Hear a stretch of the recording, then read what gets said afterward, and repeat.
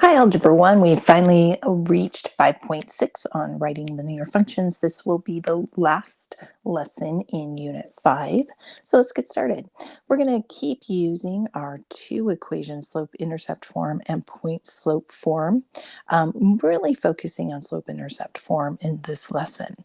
And the reason why is that this is the only equation that can also be written as a function and focusing on f of x equals mx plus b. So let's not forget that f of x is equal to y. It's the same thing. So we're just replacing our y with f of x. In this lesson, we're going to put together a lot of concepts we've used in the past. So the first one being that we're going to solve for the variable y here so that we can write this first equation as a function. We want to isolate y.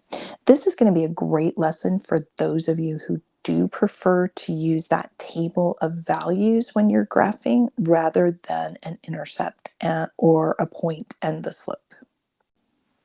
Let's get started by drawing our line, identifying our equal sign, and identifying anything I need to move away from that y. You always want to move any terms first. So I'm going to move this 32x to the other side by subtracting it from both sides. So subtract 32x from both sides. That will leave me with 8y equals negative 32x. You always want to write that x term first. 16 is positive, so it's going to be plus 16. Then we're going to divide 8 from both sides. Notice it's very important to divide 8 from both terms on the right-hand side of this equation. So don't just divide into one of your terms. Make sure you divide into both. It's like distributing the division. I've divided that 8 through everything. I'm left with y equals negative 4x plus 2. What I can do is replace this y with our function notation. So I'm going to change that to f of x equals negative 4x plus 2, which means I would substitute values for x to get my y values. Once again, if I wanted to create a table of values, I could choose different values of x and figure out what my f of x or my y value would be. So just really want to stress that f of x is the same thing as your y.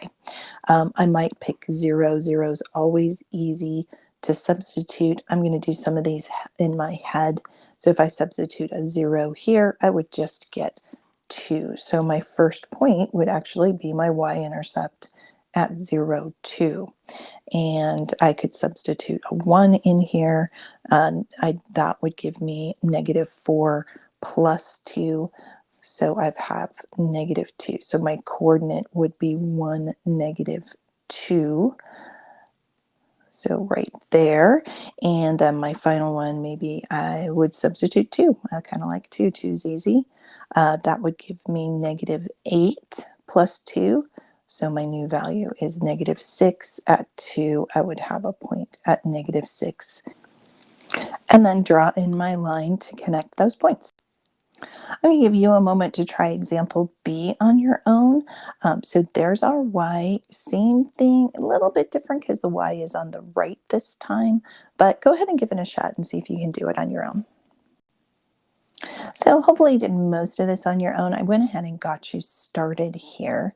So I subtracted the 40 from both sides, then I would divide the 5.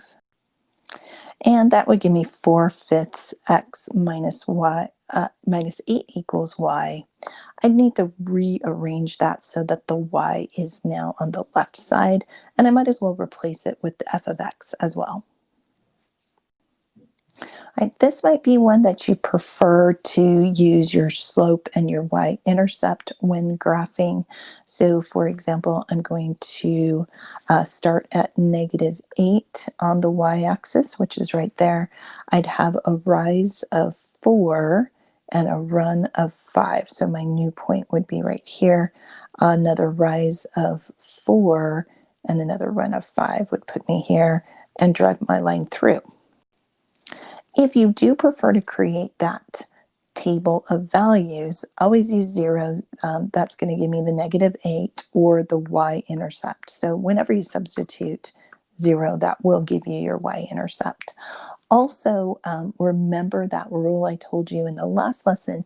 You want to use x values that are multiples of your denominator of your slope. So I want to use multiples of 5. So I probably would want to substitute 5 and 10.